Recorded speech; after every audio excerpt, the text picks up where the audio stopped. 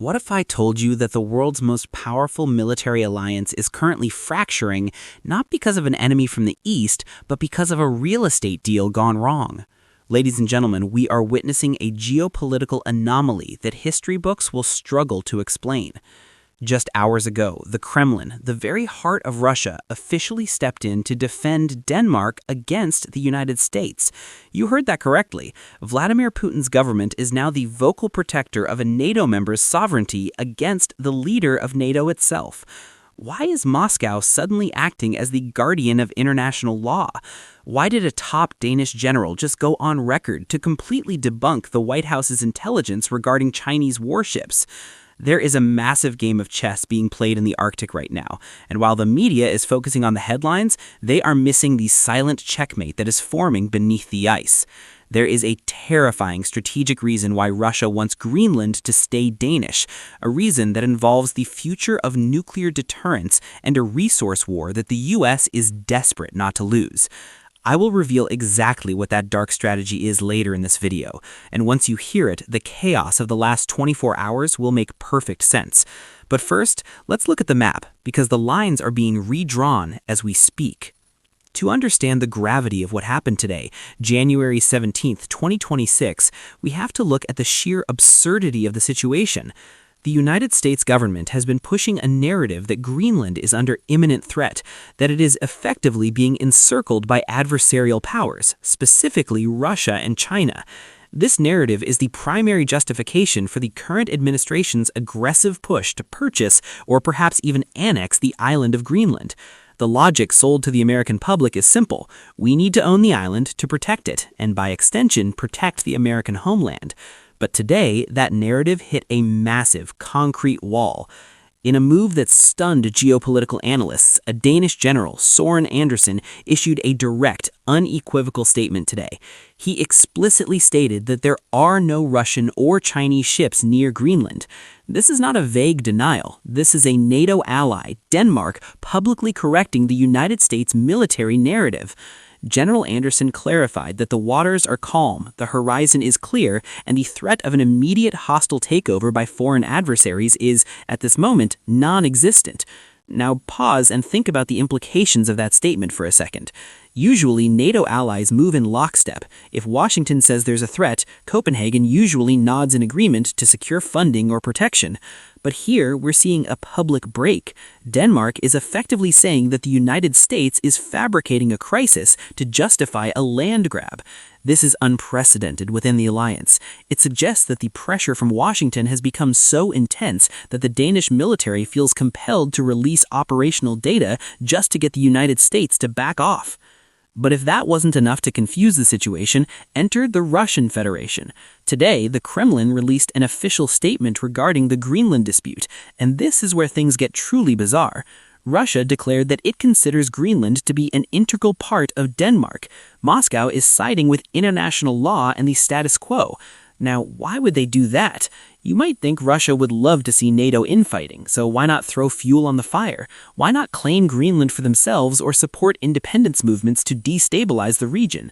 Instead, Russia is positioning itself as the rational adult in the room, supporting Danish sovereignty. This is a masterclass in diplomatic gaslighting. By supporting Denmark, Russia achieves two things immediately. First, it isolates the United States. It paints the US as the aggressor, the imperialist power bullying a smaller European nation.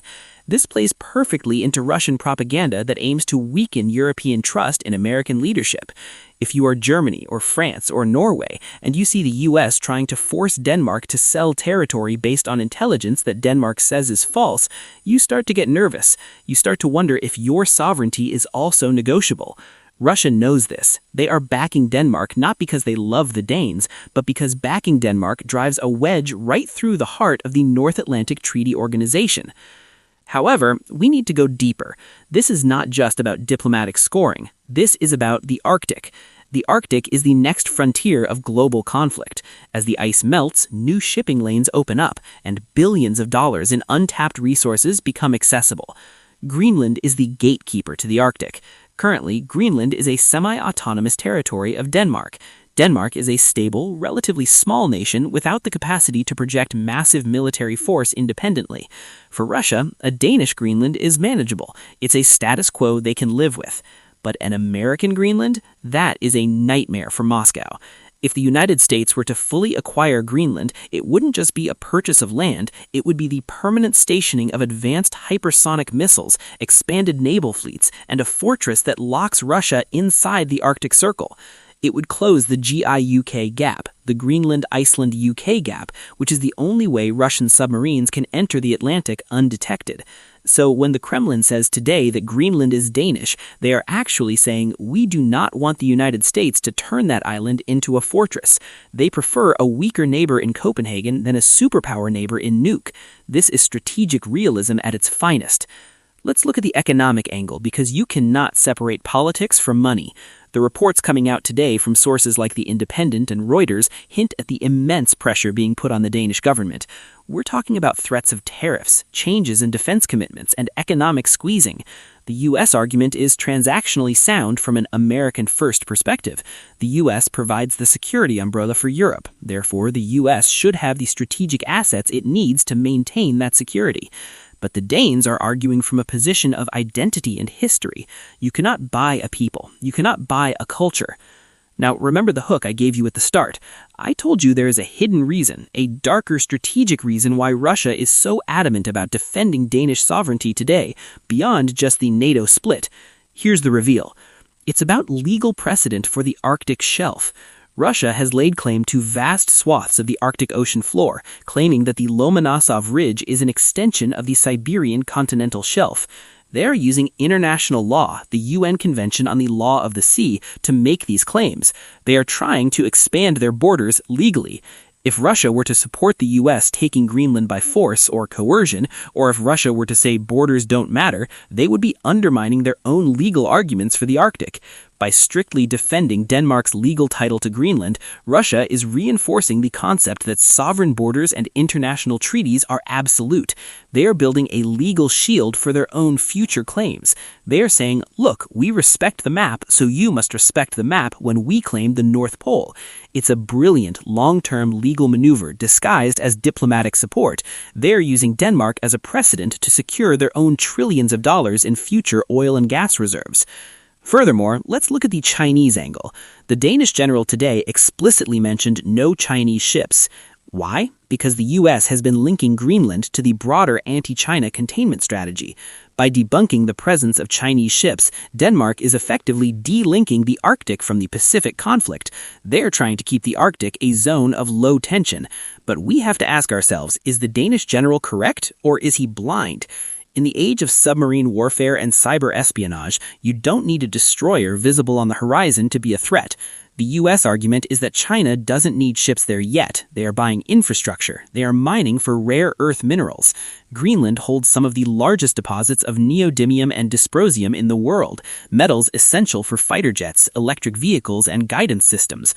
Currently, China controls the supply chain. If the U.S. owns Greenland, they break the Chinese monopoly.